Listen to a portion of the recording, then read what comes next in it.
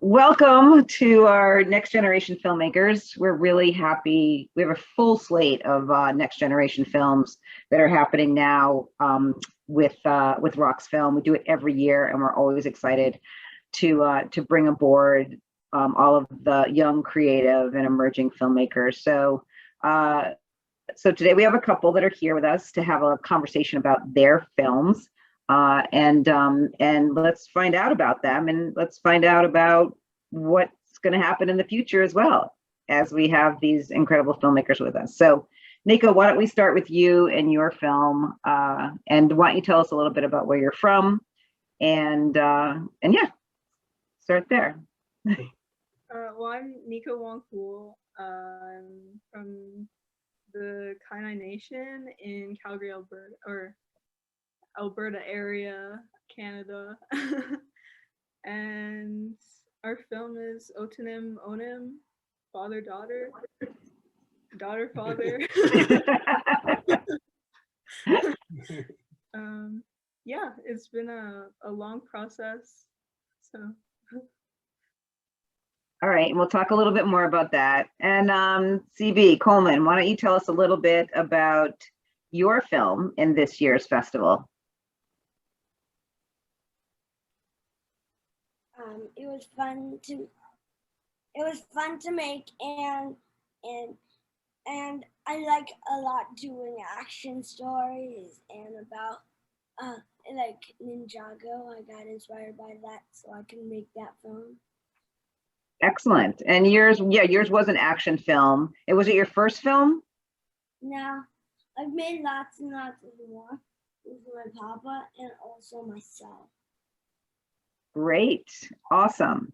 So, so as you all both, as the two of you, are sort of like thinking about making films, and Neko, you said this was sort of a long process for you. Can you talk about that? Because your film is somewhat experimental. It doesn't follow this sort of like linear path. And so if you can talk about, you know, your experimental way of creating this film with your dad, or about your dad, your relationship with your dad. Well, it's kind of been a lifelong project, you could say. Because, well, you've always kind of been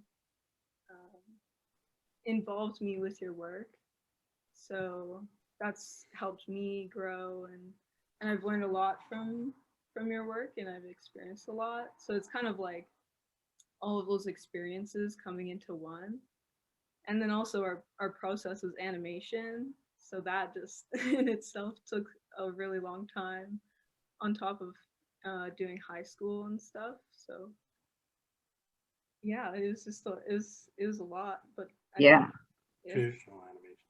Well, traditional animation, yeah. So and then we also did film and film development. Oh, so you did it right, because you used the process of actual film. Yeah. Yeah, we shot 35 millimeter still photography, and I found this process called of development called Caffenol. So we shot 850 photographs, and on film, and then we hand developed them in our living room kitchen with Caffenol, which is instant coffee, vitamin C, and a soda wash. So it's a natural or semi-natural developer. And yeah, and you need to put that in the chat, because I think that I'm looking at the Luse family there. I think they're gonna think that's going to be the next CB project. I don't know. You're going to need to put that in the chat. There it is. Yeah, and so I taught Neko this process, and we collaborated quite a fair bit, and yeah, we did over 450 drawings with the rotoscope together. We did 10 each, and so while Neko was in high school, she would come home, do her homework, and then we would work on the drawings. Yeah. So it was quite labor intensive. And something Neko wasn't used to, which isn't that much process. But and then we did a phonotrope, which is on a record, and that sort of opens up our film. And I think what Neko meant by a lifelong process was the animation was sort of based on Super 8 film I took of Neko when she was 5. Right. Yes. And then we rotoscoped it, and then also about I guess some places that we lived and a house that we lived in with some neighbors, and that's where we recorded the soundtrack. Neko wrote the script and story and everything, and we went. We used to live in this house. We moved out. The tenants above us took it over, the whole house, and turned our place into a sound studio. And so Wow. we got to go back into our basement suite and record. Wow, this is definitely a lifelong process. Yeah. But I mean, you know what I love about it is that it's like, it's the family is involved in it. And it's, I mean, I think that that's an important part of, the process of making film and capturing. And I know the Luse family, Coleman, it's sort of like the same thing, right? You all are involved in this movie. Yes. So can we talk about that too? Because there are so many similarities between the two of you about the work and how you made these films. So let's first hear about the animation, because CB, you also used animation in your film. I did use animation. I got in and the thing, and I love how I did the story, and now I'm putting it into. You need to speak a little bit up towards the camera, because I can't really hear you in the computer. There you go. So you had animation in your film as well. Tell her about your animation. How you did it. I took like I don't know how many hundreds of pictures. and we did the effects on the computer to make it look more like awesome. Uh-huh. And after the whole film, I made one of my own, and it was very quickly, and that was my first. Oh my goodness! But Tell about the sound effects. The sound effects. Okay. Yeah, your sound effects.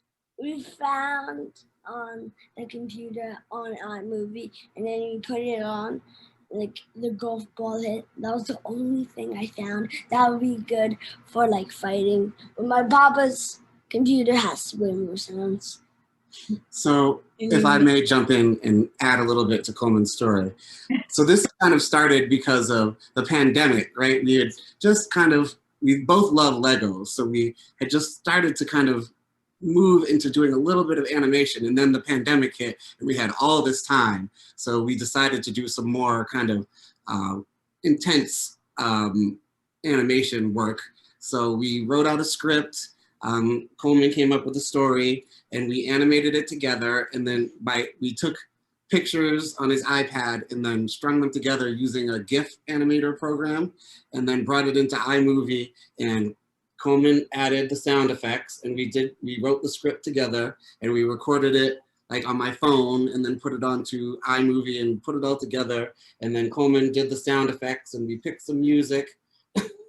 And you also kind of also created sound effects. So like for the sword scene, that was us kind of trying to figure out the best, first we started with, we used the reef hangers and clashed those together, and then we were like, that's not quite right. And so then we moved to, we ended up using kitchen knives. We used 2 kitchen knives so that we could get those sounds. So sometimes we would create our sounds as well in the sound as the sound effects. So yeah, I mean, it takes a village to make a movie, as we see. So Neko, you've graduated. And was this part of a school project, or was this just something that you wanted to do and that you've been wanting to do for a while? And if so, that's great. But I'm wondering, are you going to be studying film? Are you thinking that this might be something that you want to do? Excuse me. Well, this is a project outside of school. It was funded by the Canada Learning Bond. So. Oh, wow. Yeah, so we just kind of, that's why I had to do it like outside of class, and it was a lot of work, but it really paid off, and I think I kind of found a passion for animation and for film. So next year I'm going to the University of Calgary for film studies, and I'm hoping to make films one day. So more films. More films, right? You've already made a film. Yeah. Wow, that is wonderful. I mean, yeah, to be inspired by that. And Terrance, are you a filmmaker? Are you? Yes, that's one thing I do in my right. That's what I thought. I'm I guess an interdisciplinary artist. So I do a lot of photo, installation, performance, music. Right. So. Right. Like, yeah, we've. Well, I mean, well, that's where it comes from. I mean, it's the same with Coleman, right? Is that you both are very much involved in arts and Kagan or comics and animation and comic. Kagan runs a comic strip. So I think that's an important part of sort of your inspiration. I'm really excited for you, Neko, to have found that, to have like done this project, to have it be a family, because oftentimes we don't have that. And I think, to find your passion and then to be able to go to film school is really exciting. And so CV, like, what's next for you? What's your next project? What's your next film? My next film is we're gonna make like a Star Wars film of like the Clone Wars, because I have like 21 clones and I don't have a lot of stormtroopers. And so is this something that you might be studying as you move into middle school? 8th grade. 8th grade? 2nd grade. 2nd grade. All right. I was just pulling your tail there. Well, I mean, I think that you have a career ahead of you.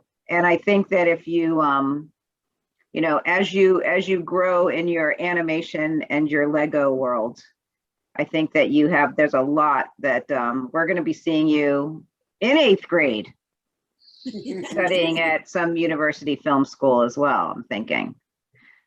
I mean, but I think that for both of you, I mean, it's, next generation and to start as young as, and, as Coleman has started, and Neko, it sounds like you've been at this for a while too, that you do start to develop this passion for it and the importance of storytelling. I mean, one of the things for you, Neko and Terrance, is really giving us this sort of intimate connection into your father-daughter relationship in a really sort of beautiful way that you brought that through, as well as your Indigenous community, right? As well as to bring us into that space. And I felt like that was really, really amazing. And I think that you'll find in the other films, in these other next generation films, that the filmmakers who had made these projects during school, they have doing them through school, like Raw Artworks, even Boston Arts Academy. You find that I just find them so compelling because many of them are telling stories of their family or telling stories of sort of things that they're going through, and I just think I thank you both for sharing those stories with us. And I think that and for you to all constantly be shepherding this creativity is really important. So I want to thank you both for that. I want to thank you, parents. I want to thank filmmakers for telling these stories, and I want you to continue. Yes, it's a huge thing to make a movie, and it's a huge thing to make an animated movie. It's one thing to get out and shoot, but to actually do the animation, and I don't know if people understand that it's not just one step. There are many steps that go into doing that. So so I applaud you for the work that you're doing, and we look forward to seeing what you're doing. Neko, keep in touch with us while you're in college, and if you're making things when you're in school, we would love to screen them at next year's RoxFilm. So please keep that open. And CB, please keep us informed of the things that you're making, because we want to help support and champion that creativity. Yes, Miigwech. Yes, thank you. Thank you for selecting our film. It means so much to us. Yeah. I'm a single parent. I'm a single father, full time with this kiddo, and so yeah, it's been a journey, and this film has really meant a lot to us. So it's. Yeah, that comes across. So good luck to both of you, and we definitely want to be in touch with you. And Luse family, as always, it's wonderful seeing you. And good luck, CB. We'll see you. We'll see more of your stuff as you make it. All right. Thanks so much, everybody. Thank you. Thank you. Bye. Bye. Bye.